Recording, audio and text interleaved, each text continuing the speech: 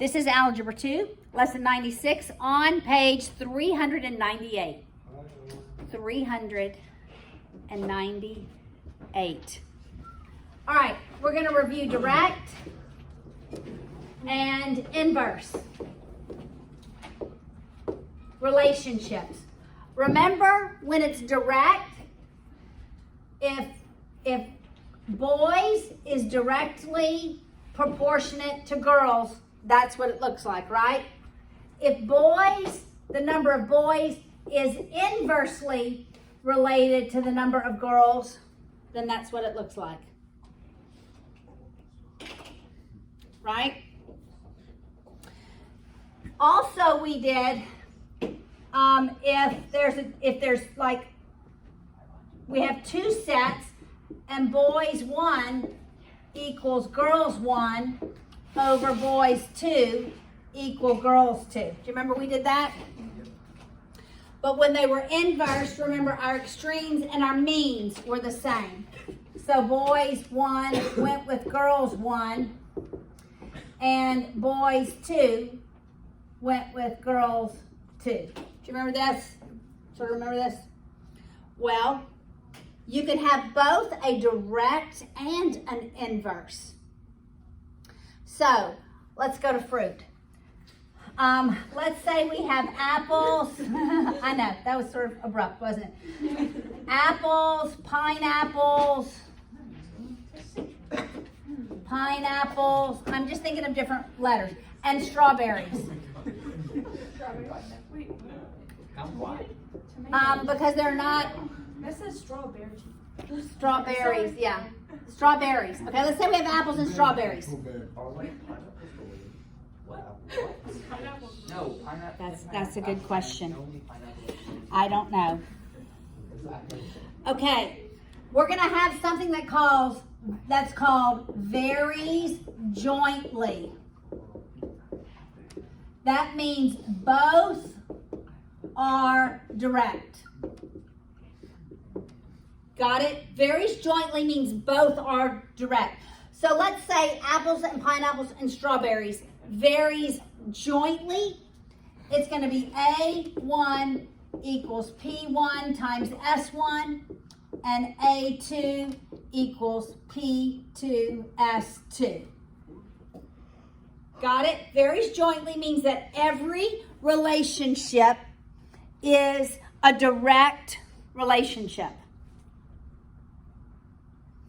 You could have one varies jointly or varies directly and one varies inverse. So let's say apples to pineapples is direct, but apples to strawberries is inverse.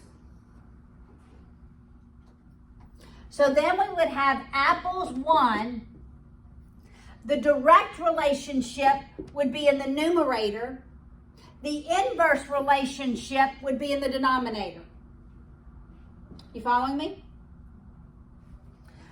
So then apples 2, because it directly relates to pineapples, then pineapples 2 would be in the denominator. I meant this is S1, y'all. S1, not S2. Apples is direct to pineapples, but inverse to strawberries. So always your inverse one goes like the extremes and the means. Got it? All right, so let's look at the examples.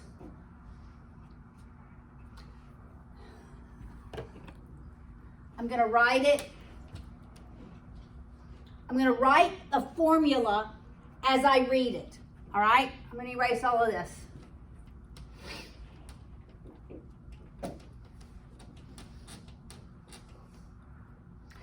The number of girls, so I'm going to say girls 1 over girls 2. I'm just dealing with girls 1. Varies inversely to the number of boys, so boys 1 goes in the denominator. And directly as the number of teachers, so teachers 1 goes in the numerator. Got it? Teachers and girls is direct, girls and boys is inverse. Okay, so we're going to do the same thing with the denominator.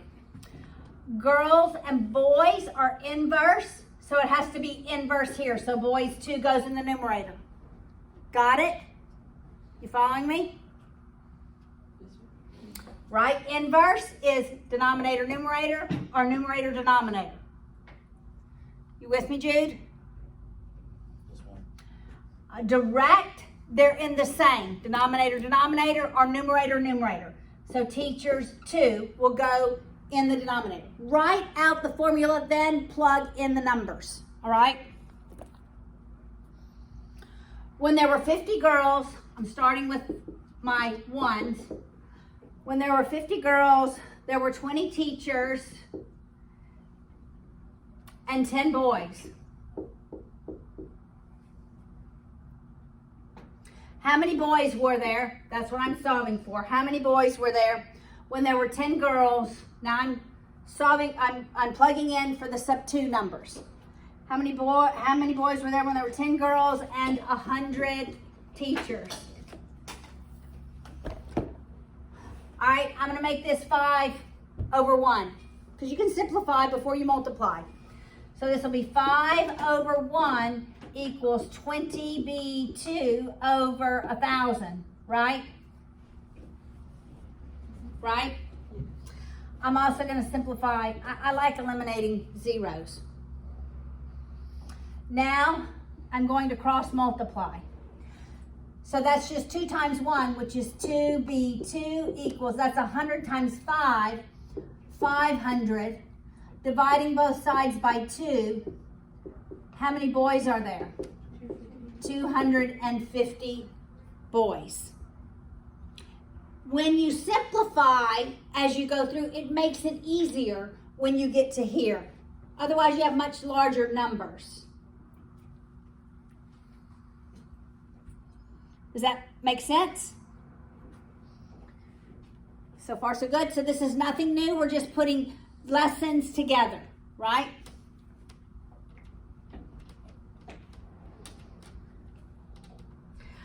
I also want to draw your attention to something. Okay, when there's a direct relationship, if I graph this, when there's a direct relationship, as one increases, the other increases. So that's really a positive slope when there's a direct relationship. Because here as x increases, y increases. Okay? When it's inverse, that means as one increases, the other one decreases. And so it would be a negatively sloped line because they're inversely related. As x increases, the value of y decreases. Okay, so that's important to see as a big picture what's happening. All right? All right, that was sort of laying out. All right, 96.2. Strawberries, I'm going to do S sub 1 over S sub 2, varies jointly. What does varies jointly mean? Varies jointly. That means 2 direct. Everything is direct. Got it? When it says varies jointly, everything is direct. So plums and tomatoes are both going to be, all the ones are going to be in the numerator and all the 2s are going to be in the denominator. Varies jointly. Got it? If 500 strawberries went with 4 plums and 25 tomatoes, how many plums would go with 40 strawberries and 2 tomatoes? I'm going to get rid of 1 0. I end up with 50 over 4. I can simplify what's multiplied. So I'm going to simplify the 4 and the 2 and make that 2. Equals 50 over P sub 2. Is it pretty obvious what P sub 2 would equal? What does P sub 2 equal? 4. It has to equal 4. Okay, that was so much easier, huh? Because the numerators are equal, the denominators have to be equal. Do you see that? All because I chose to simplify first. Okay, now we're going to work more on a first degree equation with a second degree equation. Look at 96.3. Now we're going to have a hyperbola. These are hyperbola. And a line. So let me write the equations first.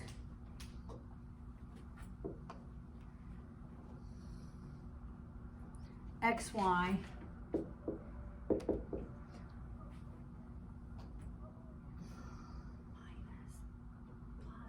right, so my line is going to look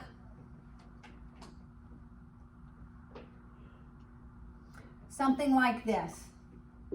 That's a real rough estimate of what it's going to look like. Okay, but the second equation is going to be a hyperbola. Hyperbola looks something like this.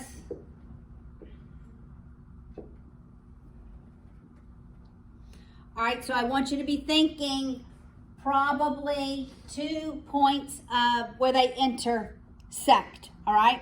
But our solutions are going to be real complex. All right, they're going to be, well, it's not just going to be 2 integers. But what am I always doing when I have a linear and a second degree function? What am I always doing? What's the rule? Solve for the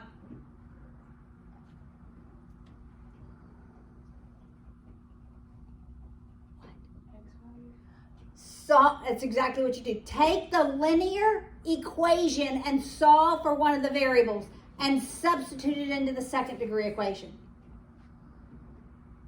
That's not what your book does. So don't do what your book does. Solve for one of the variables. We're going to have to do that in just a little bit. But for this one, you do not have to do that. Solve for one of the variables when you can and substitute it in the second degree equation. So I'm going to solve for x by adding 2y to both sides. This is what I'm going to substitute into this equation for x. Got it? All right. So for x, we're saying it's 2y plus 3. We'll multiply that by y, and it equals 6. So we have to distribute the y. So when I distribute the y, it's 2y squared plus 3y. I'm going to subtract the 6 to set it equal to 0. You following me? Mm-hmm. Subtract 6, set it equal to 0. How am I solving for the value of y? Yes? Say it. Quadratic. Always, when you have a second degree equation, ax squared plus bx plus c, always think quadratic formula. Okay, guys, look at me. Everybody listen. If I could hound this in this year, you're going to think about it next year. Always, when you have an ax squared plus bx plus c, solve it. Always think quadratic formula. So, it's not x now. It's y equals, engaging your brain. I'm solving for y. I'm not solving for the x coordinate. I'm solving for the y coordinate. What does it equal? Somebody tell me. Negative plus the square root of b squared minus. What's b squared? 3 squared. 3 squared. Minus 4 times 2 and negative 6 over 2 times 2. Yes. Know that quadratic formula. All right, so that's negative 3 plus minus the square root. What is that? That's 9 20, plus. 9 plus 24. Is that 24? No? No, it's 48. 48. 9 plus 48 is 57 over 4. So that's negative 3 fourths plus minus square root of 57 over 4. I cannot simplify that. But I know that's my y values. So I'm going to write them. So it's negative 3/4 plus square root of 57 over 4 and negative 3/4 minus square root of 57 over 4. I'm always going back to this linear equation to solve for the other variable. All right, so let's do it. X equals 2 times the value of y.